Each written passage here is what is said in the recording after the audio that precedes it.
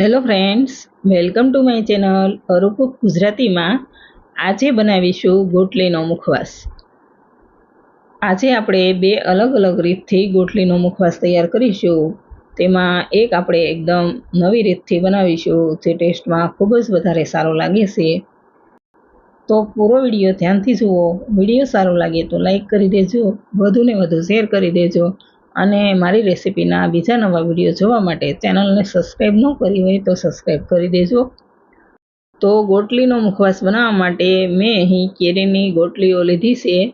હવે તેના ઉપર જે કેરીનો પલ્પ લાગેલો છે તે બધો જ નીકળી જાય તે રીતે તેને એકદમ સરસ પાણીથી ધોઈ લઈએ. તો આપણે ગોટલીને એકદમ સરસ ધોઈ લીધી છે અને કેરીનો બધો જ પલ્પ નીકળી ગયો છે. હવે તેને કોઈ પણ કોટનના કપડા ઉપર સૂકવી દઈએ. આપણે ગોટલીને વધારે નથી સૂકવવાની, માત્ર કોરી થઈ જાય એટલી સૂકવવાની છે. તો હવે એક દિવસ પછી ગોટલી એકદમ સરસ સુકાઈ ગઈ છે. હવે આપણે તેને કુકરમાં નાખીશું. આ રીતે આખી જ ગોટલી બાફવાથી ગોટલી ભાંગવાની ઝંઝટ વગર એકદમ ફટાફટ સરળતાથી ગોટલીનો મુખવાસ તૈયાર થઈ જાય છે. હવે તેમાં 1 ચમચી મીઠું નાખીશું. આપણે ગોટલીને તેના કવર સાથે જ બાફીએ છીએ એટલે મીઠું થોડું વધારે નાખવાનું. હવે 1 ગ્લાસ પાણી નાખીશું અને કુકરનું ઢાંકણ બંધ કરી સ્લો ફ્લેમ પર 5 સીટી કરી લઈએ. ગેસની ફ્લેમ આ રીતે સ્લો જ રાખવાની, એટલે ગોટલી અંદર સુધી સારી રીતે બફાઈ જાય. 5 સીટી થઈ જાય એટલે કુકરની બધી જ વરાળ જાતે બહાર નીકળવા દઈએ. હવે 5 સીટી થઈ ગઈ છે અને કુકરની બધી જ વરાળ તેની જાતે બહાર નીકળી ગઈ છે. તો આપણે ખોલીને જોઈ લઈએ. ગોટલી એકદમ સરસ બફાઈ ગઈ છે. તો તેને ચીપિયાની મદદથી પ્લેટમાં લઈ લઈએ. તો આપણે બધી જ ગોટલીને પ્લેટમાં લઈ લીધી છે. હવે તેને થોડી વાર ઠરવા દઈએ. થોડી વાર પછી ગોટલી ઠરી ગઈ છે. તો હવે ગોટલીને આ રીતે આડી રાખી કોઈ પણ વજનવાળી વસ્તુ તેના પર આ રીતે ઠપકારીશું, એટલે થોડી જ વારમાં ગોટલી એકદમ સરસ ખુલી જાય છે. હવે ગોટલીના રેસા બાજુના ભાગ પર આ રીતે એકવાર ચપ્પુ ચલાવી લઈએ. તમે જોઈ શકો છો એકદમ સરળતાથી ગોટલી નીકળી જાય છે. હવે તેના પર જે સ્કિનનો ભાગ છે તેને પણ ચપ્પુથી આ રીતે દૂર કરી લઈએ અને ગોટલીને એકદમ સરસ ચોખ્ખી કરી લઈએ. તો આપણે એકદમ સરળતાથી ગોટલીનો ઉપરનો સ્કિનનો ભાગ કાઢી એકદમ સરસ ચોખ્ખી કરી લીધી છે ગોટલીને. હવે બાકીની બીજી બધી જ ગોટલી આ રીતે ભાંગી અને તેને પણ સ્કિનનો ભાગ દૂર કરી અને પ્લેટમાં લઈ લઈએ. તો આપણે બધી જ ગોટલીને ભાંગી અને પ્લેટમાં લઈ લીધી છે અને તેની સ્કિનનો ભાગ કાઢી એકદમ સરસ ચોખ્ખી કરી લીધી છે. હવે આપણે તેનું કટિંગ કરીશું. તો ગોટલીને આ રીતે ઊભી કટ કરી લઈએ અને વચ્ચેથી છૂટી પાડી લઈએ.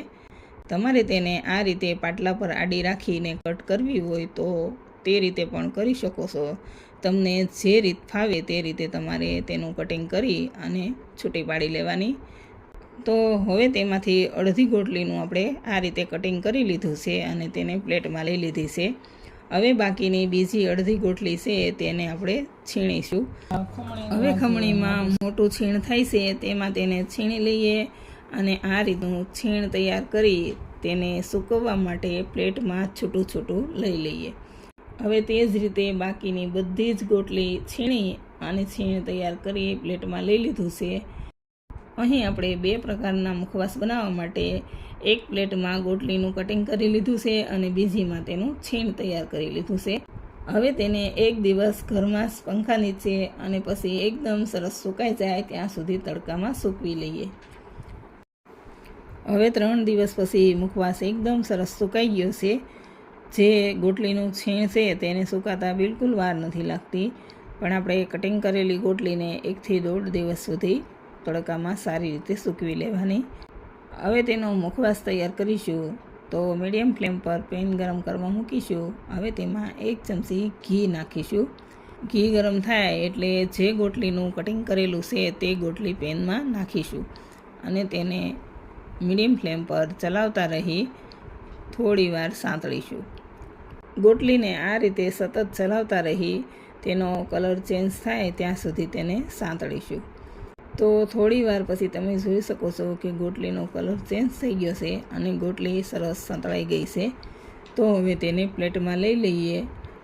હવે તેમાં એક નાની ચમચી જેટલો સંચળ પાવડર નાખીશું અને બરાબર મિક્સ કરી લઈએ. ગોટલી ગરમ હોય ત્યાં જ તેમાં સંચળ પાવડર મિક્સ કરી લેવાનું. હવે એકદમ સરળતાથી ફટાફટ બની જાય તેવો ગોટલીનો એક મુખવાસ આપણે રેડી કરી લીધો છે. તેને થોડી વાર સાઈડમાં મૂકી દઈએ. હવે એકદમ નવી રીતે બાકીનો બીજો મુખવાસ પણ આપણે રેડી કરી લઈએ. તો ફરી પેન ગરમ કરવા મૂકીશું અને પેનમાં હજુ થોડું ઘી બચેલું છે એટલે 1 ચમચી કરતાં થોડું ઓછું ઘી નાખીશું. હવે ઘી ગરમ થાય એટલે તેમાં ગોટલીનું છીણ નાખી તેને સતત ચલાવતા રહી થોડી વાર સાંતળીશું. છીણને સતળતા વધારે સમય નથી લાગતો, એકદમ ફટાફટ સંતળાઈ જાય છે અને બળી ન જાય તેનું ખાસ ધ્યાન રાખવાનું. તો હવે થોડી વાર પછી તમે જોઈ શકો છો કે છીણ એકદમ સારી રીતે સંતળાઈ ગયું છે અને તેનો કલર ચેન્જ થઈ ગયો છે. તો આપણે કોઈ પણ થોડી મોટી પ્લેટમાં તેને લઈ લઈએ. હવે કોઈ પણ એક પ્લેટ લઈ લઈએ. તેમાં 1.5 ચમચી વરિયાળી, 1 ચમચી સુવાદાણા, 1 નાની ચમચી જેટલો અજમો અને 1 નાની ચમચી જેટલા ખસખસ લઈ લઈએ. હવે મીડિયમ ફ્લેમ પર તેજ પેન ગરમ કરવા મૂકી તેમાં બધી જ વસ્તુઓ નાખી 1 ચપટી જેટલી હળદર નાખીશું. હવે તેને પણ સ્લો ફ્લેમ પર સતત ચલાવતા રહી થોડી વાર શેકી લઈએ. પેનમાં થોડું ઘી લાગેલું છે એટલે ઘીમાં એકદમ સરસ બધું જ શેકાઈ જશે. એક્સ્ટ્રા ઘી નાખવાની બિલકુલ જરૂર નહીં પડે. આ મુખવાસ ટેસ્ટમાં ખૂબ જ સારો લાગે છે. મેં જ્યારે આ મુખવાસ બનાવ્યો ત્યારે ઘરમાં બધાને ખૂબ જ પસંદ આવ્યો. તમને પણ જરૂર પસંદ આવશે. હવે થોડી વાર પછી બધું સારી રીતે શેકાઈ ગયું છે અને ખૂબ જ સારી એવી સુગંધ આવી રહી છે. તો હવે ગેસની ફ્લેમ બંધ કરીશું અને તેમાં 1 ચમચી જેટલું સૂકા કોપરાનું છીણ નાખીશું અને 1.5 ચમચી જેટલી ધાણા દાળ નાખીશું. પેન હજુ ગરમ છે એટલે થોડી વાર ચલાવતા રહી તેને શેકી લઈએ. હવે થોડી વાર પછી બધું જ આપણે જે પ્લેટમાં ગોટલીનું છીણ લીધેલું છે તેમાં નાખીશું. હવે તેમાં 1/2 ચમચી જેટલો સંચળ પાવડર નાખી સારી રીતે મિક્સ કરી લઈએ. ફ્રેન્ડ્સ, આ મુખવાસ ટેસ્ટમાં ખરેખર ખૂબ જ સારો લાગે છે. વળી આ મુખવાસની ખાસિયત એ છે કે જમ્યા પછી અપચો કે થોડી ઘણી પેટની ગડબડ હોય તો આ મુખવાસ ખાવાથી એકદમ સારું થઈ જાય છે. તો એકદમ નવી રીતે આપણો બીજો મુખવાસ પણ રેડી છે.